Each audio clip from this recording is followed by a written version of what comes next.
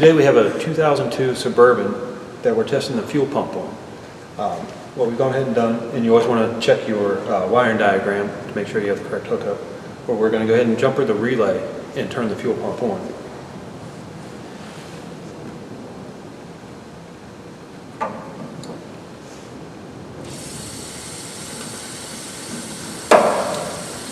Okay, the fuel pump is running, and we can see the commutator segments of the fuel pump on the scope here. And what this tells us is this is actually a healthy pump. If a commutator segment was burned out, you would see some dips, maybe dropping to zero, and a lot of irregularity in the pattern. This pump here looks good. In this vehicle, we had an intermittent no start, and you can see that we had some burned out commutator segments in it. Sometimes just bumping the fuel tank would make the pump run. Yeah.